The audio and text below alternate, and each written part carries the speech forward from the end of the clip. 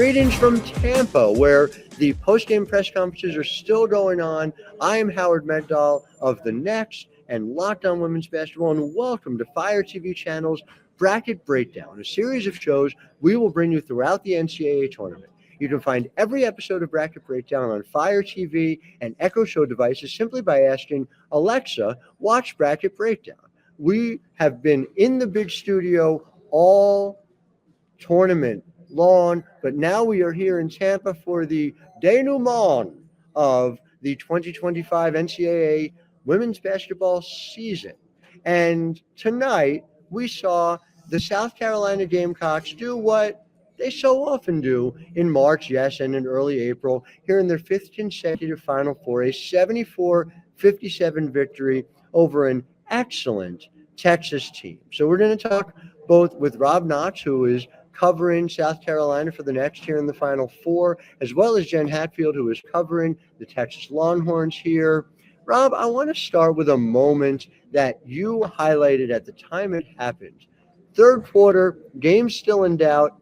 Bree Hall comes down the court. What happens next? Well, it was South Carolina's first possession of the second half, and Bree Hall sinks a three-pointer on net. She gets excited. Somehow she stumbles over her feet, trips on the floor, and gets up and just starts falling out laughing, like somebody just told her a joke, or she, was at a Kevin Hart concert or something like that. And, that put South Carolina up by 6. And to me, it kind of spurred that 20-9 third quarter burst for South Carolina, because I think in that moment you saw them pick up their defense, and then throughout that third quarter they had different players step up. There were 4 different players that finished with at least 4 points in that third quarter for South Carolina, and they had an 11-0 run as well. So I think that that shot and that moment where here is a Final Four game, heat of the moment, a lot of pressure, and she gets up and starts laughing like somebody just told her a joke. What is it that Dawn Staley does? Because we talked to Joyce Edwards after the game, and it was a similar thing, 13-11 in a freshman's first Final Four game. And she just treated it like it was matter of fact. Yeah, 13 points, 11 rebounds, 6 assists for Joyce Edwards. And to her credit, the previous 3 games against Indiana, Maryland, and Duke, she had a combined 15 points and 14 rebounds and 2 assists. Right. So part of it is she was due for a game, because she had been so consistent all year. But I think the second part is not even so much Dawn, more so her teammates. I talked to Raven Johnson in the locker room, and Raven Johnson just said, I'm glad she's going through this, and I'm glad she's learning how to figure it out. And Raven has been been in her ear all year, encouraging her, on her. And it's funny because Raven said that Joyce eats, sleeps, and breathes basketball. She needs to find something else to do with her time besides basketball 24/7. Yeah, Dawn talked about that. The fact that Joyce is so cerebral that sometimes hurts more than helps her game, that she's so busy thinking the game that she isn't as much doing the game, and seeing her do this should help relax her, which I thought was a really interesting thing to hear as well. When we think about this South Carolina team, you said something really interesting to me about Raven Johnson saying that they had not yet played their best game. And I guess the question I have for you is, do you think they just played their best game, or do you think there is another level for them to reach? I think there's another level to reach, but I felt they played their best half of the NCAA tournament. I mean, you can't. I mean, you don't want to dismiss the Tennessee Tech game, because you have to win that in order to continue to advance in the tournament. But I think against a elite program like Texas, I think that was the best half of the NCAA tournament. And they. Again, the defense set the tone, and it's funny because last year in the Final Four they had a really explosive third quarter against NC State. I forget what it was. It was explosive. The difference this year, it wasn't explosive. It was just methodical. Right. It was like, here's a stop, come down, score. And then even when they would get stops, I mean, South Carolina, they have a lot of breakouts. They have a lot. And then the other piece that I learned that I didn't necessarily get into my story is South Carolina was intentional on offense with going into the offense under 10 seconds on the shot clock. To me, the fact that they could take Madison Booker and hold her without a field goal from the 7:10 mark of the third quarter on speaks to Dawn Staley's ability to make adjustments. But the thing that comes back to me is just something you mentioned right before we went on the air. 5 straight Final Fours, chance at a repeat. You went in that locker room. There wasn't an air of celebration having just won a Final Four game. No. So you would not have known that they won a Final Four game and they're playing for a championship because again, Tessa Johnson said we still have one more game. Chloe Kitts, same thing. We still have one more game. So their mindset is we have one more game. This job is not finished. I mean, Tessa Johnson she's doing interviews, sitting on a table.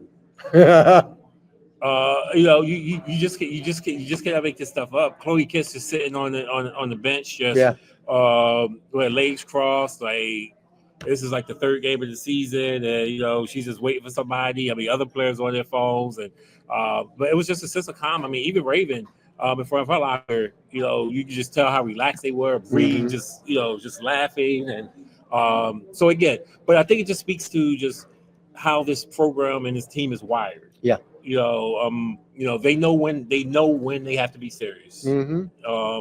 But they also understand. They read the moment, they read the room, and I think you go back to Bree just falling out of love. I've watched a lot of South Carolina games over the last couple of years. Yeah. I've never seen that.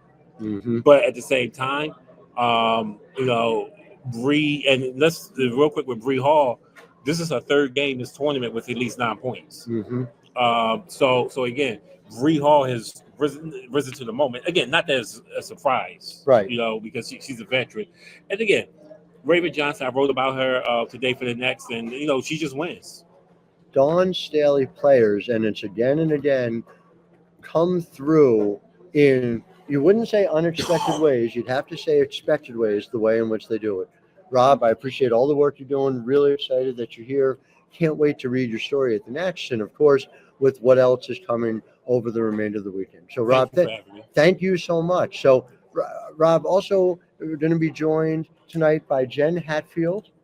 Yeah, sure. And talking about a Texas team that finished 35-4. See what I tell you? It's Jenn Hatfield, magically out of nowhere. And Jenn Hatfield, of course, managing editor at the Next, covers the Ivy League for us. Look out for an Ivy League story coming up. Is there an Ivy League angle to the weekend? Just a couple, as ever.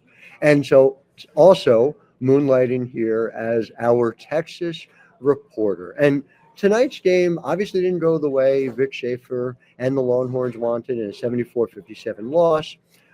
Rory Harmon coming back, not coming back. We'll get to that in just a minute, because that's one of the biggest questions facing this program. But Vic talked about this is a program with a bright future. And even in tonight's loss, you could see what he meant by that. Jim, take me through some of the biggest silver linings we saw about the future out of this team.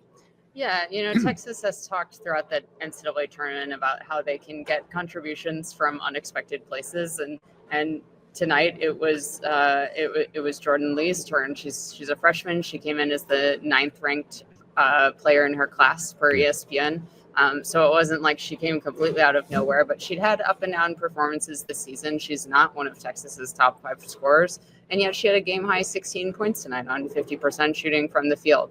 Just really stepped up when sophomore star Madison Booker was in foul trouble and early in the game, which affected her rhythm throughout and kind of disrupted Texas's flow. And she really rescued them, hit a couple big threes, and just kind of helped Texas hang in there and keep some momentum in that first half before things got a little more out of hand in the third quarter. I'm really excited to read your story about this. And I know you're writing about Jordan Lee. I had a chance to talk to Vic Schaefer after the game, and he pointed out he was not completely surprised about it. So I said, what did you learn about her in this moment? I don't know that I learned anything. I saw her hit 6 threes against James Madison earlier this year, a team that won its regular season conference, and that's a whole other conversation as to whether they should be here at all or not. But Jordan Lee, a person who has a really bright future, part of a young group, and of course Madison Booker, as Dawn Staley pointed out, is just a sophomore. She said, we've got 2 more years of facing her at least a couple of times and maybe more every single year. So this Texas team really it seems to me, has a bright future. Was there anything when you talked to Jordan's teammates that stood out to you as like the thing that they kept coming back to? Yeah, they said similar things to Vic, that they were not surprised. They'd seen it. Taylor Jones said she saw Jordan have great shooting performances in shoot-around this morning and in practice yesterday. And so she saw a confidence in Jordan. And so she wasn't surprised that Jordan had a big game. Players said she's hit big shots for them all year, even though her scoring totals have been up and down. And so none of them were really surprised. They were just super happy for her because they see her put in all that work, and it paid off this time. She was able to rise to the moment instead of getting overwhelmed by it. It's a team that works. It's as central to Vic Schaefer's identity as anything I can think of. And it was really striking to see Taylor Jones up on the podium tonight, and Shea Holly's been with Vic for 5 years. She said not seeing her in the gym is going to feel a little like death, is the way Vic Schaefer put it. But this is a team that up and down the roster has worked hard, has done so much through the years to help turn this into what is a Final Four program. And Rory Harmon is that final piece, that final question. She has one more chance. She has an option, is the way Vic Schaefer put it. I asked Rory about it. I just, not to put you on the spot, but how were you thinking about this decision, whether you plan to test the WNBA waters or come back? And this is what Rory had to say. I want to put you on the spot, but as you figure out what it is you want to do, what's going into that thought process? How do you plan to figure out, you've managed to return from injury in an incredible way and ahead of schedule. Has your thinking about this even evolved over the past few months as you've physically felt different?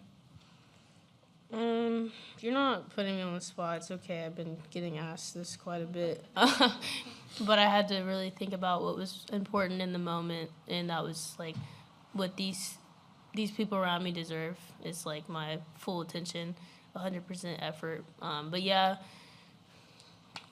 family decision, family things to talk about. I got to really, hone in on that, but that's not anything I want to tell to the public right now. So appreciate that. So that's Rory Harmon. And I just, as a point of personal privilege before we go, Rory Harmon came back after 10 months from an ACL tear.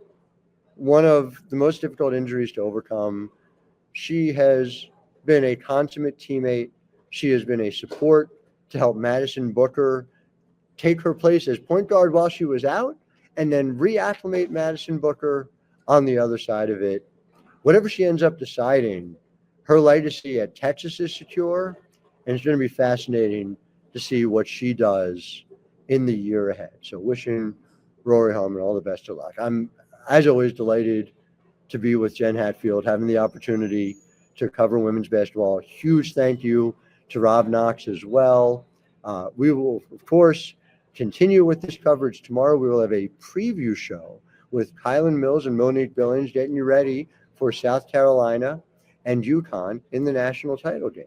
I'm Howard Megdal from the Next, Locked On Women's Basketball. That wraps up this Fire TV channel's Bracket Breakdown show, one of many we will bring you and have brought you throughout the NCAA tournament. You can find every episode of Bracket Breakdown on Fire TV and Echo Show devices simply by asking Alexa, watch Bracket Breakdown.